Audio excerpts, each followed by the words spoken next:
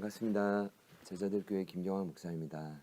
지난 새가족반 영상에 이어서 오늘은 저희 기초 양육반 과정을 좀 소개해 드리려고 합니다. 이제 아마 이 영상을 보시는 분들은 그 한 영혼을 좀 시간이 걸리고 많은 인내와 노력이 필요해도 예수님의 제자로 세우기 위해 결단한 분들이라 생각됩니다. 그런 차원에서 축복하고 또 환영하는 마음입니다. 지금 실제 저희 교회에서는 이 제자화 시스템의 기초 양육반까지를 필수 과정으로 잡고 있습니다. 새가족반 5주차, 기초 양육반이 12주차인데 거기까지 필수 과정을 잡고요. 그 이후에 진행되는 우리 제자 훈련반, 그리고 전도 훈련반, 사역 훈련반과 같은 경우는 물론 배우고자 하는 분들의 또 어떠면 의도와 또 열망도 필요하겠지만 실제로 제가 직접 상황을 보고 성도분들을 컨택을 하고 있습니다. 이것은 뭐 다른 어떤 원칙이라기보단 예수님이 12명의 그 유대인들을 선택하실 때 그들 안에 있는 그 포텐셜 어빌리티라고 하죠. 영적인 잠재력을 보고 콜링하시고 훈련하셨던 것처럼 무언가 그 원칙에 따라서 진행되는 것이 맞지 않은가. 그리고 이제 개척 초창기에는 모든 성도들을 대상으로 다 제자 훈련반에 들어가서 끝까지 과정을 마쳐야 된다는 생각이었는데 그것은 좀 착오가 있었던 것 같습니다. 왜냐하면 모두가 다 예수님의 제자가 되고 훈련을 받아야 되는 것은 분명한 이야기지만 그럼에도 불구하고 각자의 상황과 환경이 다르고 또 훈련되어지는 타이밍이 서로도 다르기 때문에 이제 제자 훈련반부터는 훈련자의 좀 더 많은 또 관심과 또 노력과 기도가 필요하지 않을까라는 생각을 합니다. 그럼에도 불구하고 양육반까지는 저희가 필수 과정으로 정했는데요. 그 이유는 이 12주의 주제가 신앙의 핵심이라고 저는 믿기 때문입니다. 익숙한 주제일 것입니다. 이제 목차를 보시면서 여러분 또 따라오실 텐데 첫 번째 시간 OT를 시작으로 신앙의 출발, 이제 구원의 확신을 두 차례 다룹니다. 그 이유는 저희가 새가족반 1주차 때도 구원의 확신을 다루지만 이 구원의 확신이라는 부분은 새가족반 1주차 때 한 번만 다루기에는 너무나 중요한 주제입니다. 부족함이 있기 때문에 기초 양육반 때 신앙의 출발 1, 2로 구원의 확신 1, 2를 또 나누어 2주차와 3주차에 걸쳐 다루게 됩니다. 그 다음부터는 저에게 익숙한 내비게이터에서 만든 수레바퀴의 삶이 있습니다. 지금은 조금 더 업그레이드가 됐지만 그 6가지의 살과 중심에 있는 주제권 그리고 바퀴의 모든 굴러가게 하는 마지막 퍼즐이죠. 이 순종에까지 그 주제를 담아서 저희 12주차의 주제를 또 담고 있습니다. 특별한 점이 있다면 수직적 관계에서 말씀과 또 기도와 그리고 수평적 관계에서 교제와 전도 또 그 다음 저희가 다루는 것이 8주차의 주제권입니다. 이것이 원래 수레바퀴 모형이었죠. 그 다음에 추가되었던 수직적 관계에서 예배, 수평적 관계에서의 봉사가 추가됩니다. 그 다음은 마지막 12주차의 순종인데 저희가 11주차에 헌금이라는 주제를 넣었습니다. 저희가 앞으로 훈련반에서도 계속 이 물질에 관한 또 만문에 관한 영적 전투와 또 저희가 준비해야 될 믿음의 반응을 좀 다루는데 실은 외부에서 교회를 볼 때 가장 궁금해하는 이 기독교 신앙의 주제 중 하나가 헌금이라고 합니다. 제가 봤을 때는 안 가르치는 것이 미덕이 아니라 제대로 가르쳐야 된다고 생각합니다. 너무나 중요한 부분이죠. 왜냐하면 물질은 저희가 지배받아야 될 대상이 아니라 예수의 이름으로 지배를 해야 될 대상이기 때문입니다. 굉장히 중요한 주제인데 이 부분을 저희가 공개적으로도 이제 함께하는 대예배 때 주제가 나오면 다르기도 하지만 굉장히 좀 미비한 횟수고요. 이 기초 양육반 이제 초반이 아니라 순종 바로 전인 11주차 때 어느 정도 교회 뿌리를 내리고 마음문이 열리고 올바른 분별력을 가질 때쯤에 이 헌금에 관한 정확한 정의와 또 목적과 이유와 방법들을 또 다루게 됩니다. 이게 전체적인 개관이고요. 특별히 이 기초 양육반 교재를 보시면 아시겠지만 오늘 첫 번째 시간 다루는 OT는 기초 양육반뿐만 아니라 제자화 시스템 전체의 OT라고 보시면 되시겠습니다. 저도 실제로 양육받는 분들께 이렇게 소개를 하고요. 제가 이제 일전에 소개를 좀 드렸지만 제자화라는 discipling이라는 단어 안에 담긴 어원의 가장 중요한 의미는 공동체가 서로 하나 된다는 뜻입니다. 누가 뭐라 해도 아무리 혼자 있어도 제자가 될 수 없습니다. 지역교회 안에 속해야 되고 그 안에서 때로는 부딪혀야 되고 그 안에서 교회의 보편성과 단일성이 얼마나 중요한지 깨달아야 되고 그 흐름 속에서 나의 모난 부분들이 깎여져야 되는 거죠. 예수님의 12제자도 마찬가지였지만 12명이 서로 사랑할 때 세상이 너희를 보고 내 제자인 줄 알 거라고 했죠. 그 과정으로 저희가 이제 이 제자화 시스템이 쭉 흘러가는데 오늘 이 OT는 전체의 OT다. 양육반뿐만 아니라 그렇게 이해해 주시면 좋겠습니다. OT의 주제는 첫 번째는 나를 소개합니다. 그리고 두 번째는 제자화 시스템이란 질문입니다. 이 페이지를 보시면 나오는데요. 이제 저희 책이 또 이제 좀 다시 정리가 돼서 출간이 되면 페이지 수는 좀 달라질 수 있지만 내용은 동일할 겁니다. 첫 번째, OT에서 다루는 건 나를 소개하는 시간입니다. 첫 번째 질문은 나는 누구일까요? 이미 양육자와 어느 정도의 그 관계가 형성된 분일 수도 있겠지만 1대1도 그렇고 1대 다수도 그렇고 이 시간은 굉장히 중요한 시간이더라고요. 이름과 생년월일과 가족관계, 직업, 취미와 특기, 별명과 성격을 칸에 맞추어서 찬찬히 적을 시간을 드리면 좋고요. 그 다음에 간략하게 서로 나누시면 되겠습니다. 그 이후의 주제들은 굉장히 신앙에 있어서 핵심되는 질문인데요. 저는 신앙의 핵심은 이 두 가지 질문이라고 생각합니다. 나는 누구인가? 나는 누구인가? 두 번째는 내가 믿는 예수님은 누구신가? 이 두 가지가 중요한 축인데 오늘 두 번째 질문 이후부터 보면 이 두 가지 축을 좀 깊이 고민하는 시간이라고 보시면 되겠습니다. 이번 질문은 예수님을 내가 어떻게 믿게 되었습니까? 라는 질문이고요. 3번은 삶에서 가장 행복했던 때, 나를 오픈하는 질문이죠. 행복했던 때가 먼저고 그 다음이 가장 힘들었던 때를 기록하는 시간입니다. 자, 이어서 5번은 기초 양육반을 통해 어떤 변화를 기대하십니까? 그러니까 기대하는 이 표현이 굉장히 중요하다고 생각합니다. 물론 기대하시겠지만 구체적으로 어떤 부분을 기대하는지 양육생에게 양육자에게 다시 한번 질문이 필요하다고 생각하고요. 그 다음은 조금 더 포괄적인 질문인데 삶의 목표와 기도 제목에 관한 질문입니다. 여러 방법들이 있겠지만 제가 볼 때는 1번을 적고 1번을 나눈 후에 2번부터 7번 질문을 또 적은 다음에 나누셔도 좋고요. 아니면 1번부터 7번까지를 다 적은 후에 한 번에 나누셔도 좋으실 것 같습니다. 그거는 또 가르치시는 분에 따라서 여러분 선택하시면 좋겠습니다. 확실한 건 나를 소개하는 이 시간이 굉장히 중요한 시간이다라는 겁니다. 서로에게도 좀 깊이 좀 하나 되는 기점이 될 것이라고 생각합니다. 자, 그 다음 페이지는 제자화 시스템이란 질문입니다. 크게 제가 세 가지 주제를 다루었는데 첫 번째는 제자화 시스템입니다. 한마디로 제자화 시스템은 제가 아까도 잠시 소개했지만 문자 그대로 보면 제자를 세워가는 시스템입니다. 시스템이라고 표현하지만 프로그램이라고 보시면 되겠습니다.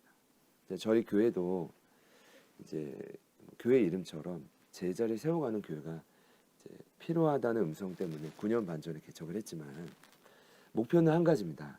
저에게 주님 그 개척 때 강하게 콜링하셨던 말씀이 나를 따라오라 내가 너희를 사람 낚는 어부가 되게 하리라. 한마디로 사람 낚는 어부, 예수님의 가장 중요한 제자들의 가장 중요한 특성이죠. 사람을 살리는 전도자입니다. 그 일을 위해서 저희는 세 가지의 프로세스가 있습니다. 전도하고, 그 다음 양육과 훈련하고, 사역의 자리로 파송하는 것입니다. 다시요. 전도하고, 훈련시키고, 사역의 자리로 파송하는 것입니다. 자, 그런데 이 제자화 시스템은 어떤 파트의 그 프로세스에 있냐면 전도한 영혼을 양육과 훈련하는 프로그램이라고 보시면 됩니다. 이 땅에 얼마나 많은 제자 양육 훈련 프로그램이 있겠습니까? 제자화 시스템은 그 중에 하나지만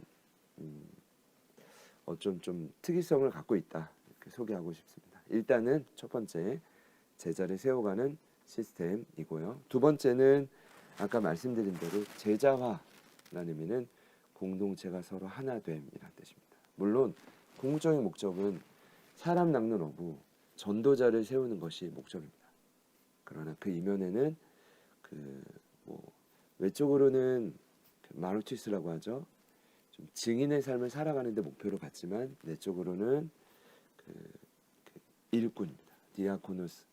그러니까 주님의 몸된 교회를 섬기는 종의 모습을 이렇게 이루어가야 되는데 그 모습 중에 가장 필요한 모습이 공동체 안에서 서로 하나 되게 하는, 화목하게 하는 좀 특성을 가져야 된다라는 것입니다.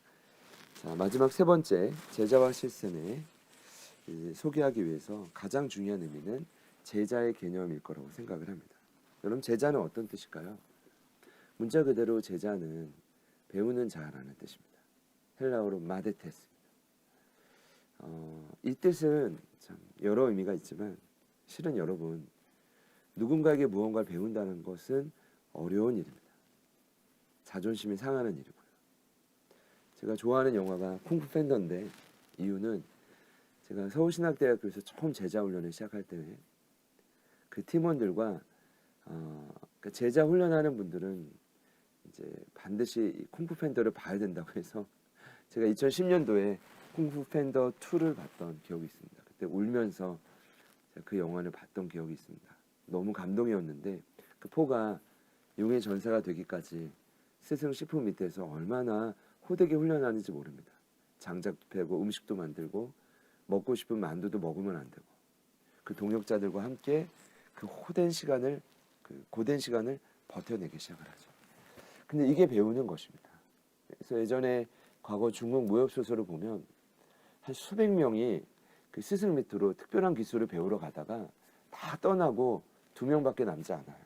2명이 기술을 전수받고 한 사람은 영웅이 되고 한 사람은 악당이 되는 그런 이야기입니다. 왜 다 떠나가느냐? 다 각자 나름의 기준이 있거든요. 배우러 왔다고 하지만 그 기준을 내려놓지 못해가지고 변화되기 어렵다 보니 내가 이딴 거를 배우러 왔냐고 소리치면서 그 자리를 떠나게 됩니다. 여러분, 잘못된 것입니다. 반드시 우리 안에 고장나고 잘못된 습관은 버려져야 됩니다. 이것이 어쩌면 베드로전서에서 말하는 벗어버려라, 베드로가 말하는 탈교육의 개념이고 새롭게 배워야 될 하나님의 말씀과 그 원칙들은 우리가 새롭게 입어야 될 재교육의 내용들인 것이죠. 한마디로 배우는 것은 쉽지 않다. 자, 그러면 제자의 일반적인 의미는 뭘까요? 스승의 삶을 재현해내는 자입니다. 저는 어느 날 갑자기 100% 이제 사람이 바뀌어서 재현할 수 없다고 생각합니다. 흉내를 내다가 따라하다가 어느 순간 스승의 삶을 재현하게 되는 거죠. 이해가 되시죠? 그런데 기독교에서는 제자의 개념이 뭘까요? 이걸 확실히 해야 될 것 같은데 기독교의 스승은 정확히 말씀드리면 예수님밖에 없죠. 그렇기 때문에 기독교에서 말하는 제자는 스승이신 예수님의 삶을 재현하는 자. 일전에 오카노 목사님은 작은 예수라는 표현을 했는데요. 적절한 표현이라고 생각합니다. 예수님이 이 땅에 없을 때 예수님과 동일한 역할을 감당할 제자들이 필요했던 것입니다. 그래서 로버트 콜만 박사님도 주님의 전도 계획이라는 아주 중요한 책이죠. 그 책의 원 제목이 The Master Plan of Evangelism입니다. 그러니까 세계 복음화를 위한 완벽한 계획은 좋은 건물도 아니고 조직도 아니고 많은 돈이나 재정이 아닙니다. 세계 복음화를 위한 완벽한 계획의 핵심은 준비된 한 사람입니다. 그래서 예수님의 공생에 90% 이상의 에너지를 평범한 12명의 유대인들에게 집중했던 건 아니겠습니까? 그들이야말로 예수님이 없을 때 이 땅에 예수님과 같은 사역을 감당할 제자들이기 때문입니다.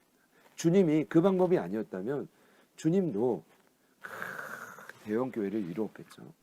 죽은 사람은 계속 살리고 돈을 축적해가지고 무언가 세상에 보이기 위한, 그래서 제가 다른 의미로 부정하는 게 아니라 예수님의 모든 사역의 핵심은 12명에게 초점이 있었다는 겁니다.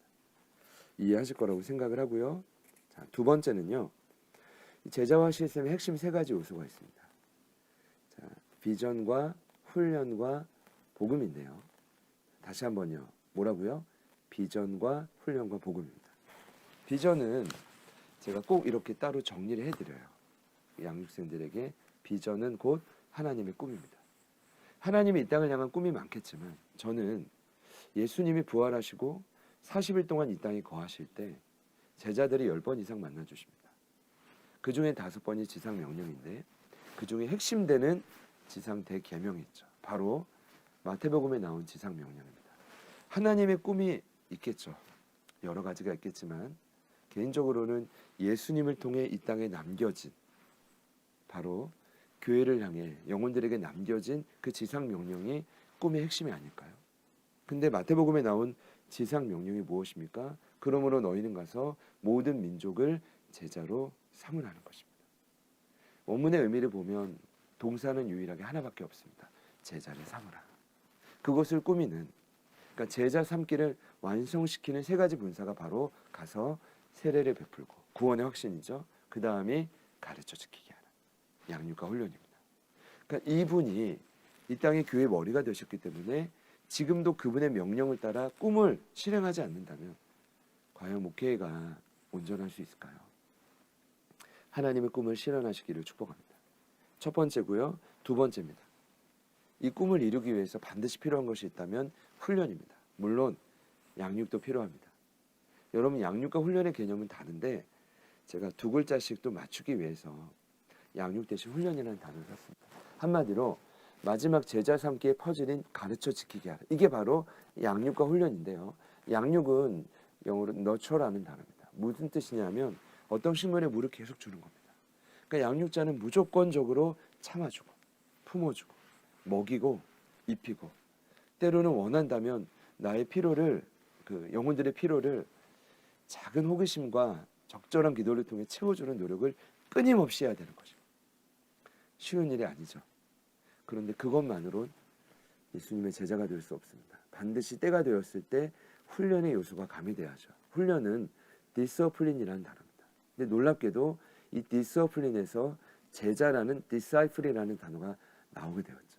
근데 더 놀라운 건 이 디서플린이라는 단어 안에 어떤 의미가 담겨 있냐 하면 자기 포기라는 의미가 담겨져 있습니다. 십자가입니다. 많은 영혼들이 사랑만으로 받는 것만으로 결코 제자가 될 수 없습니다. 결정적인 순간에 자기 포기를 해야 되는데, 근데 생각을 해보면 여러분, 그 자기 포기는 양육자나 훈련자가 시킬 수 있겠습니까? 저희가 어느 정도 가이드라인을 해줄 수 있지만 제가 볼 때는 또 다른 스승이죠. 구원받았다면 그들 안에 거하시고 떠나지 않으시는 성령님께서 그 마음에 담대함과 위로를 주셔야, 책망하셔야 자기 포기를 할 수 있습니다. 이 선을 저희가 기억했으면 좋겠고요.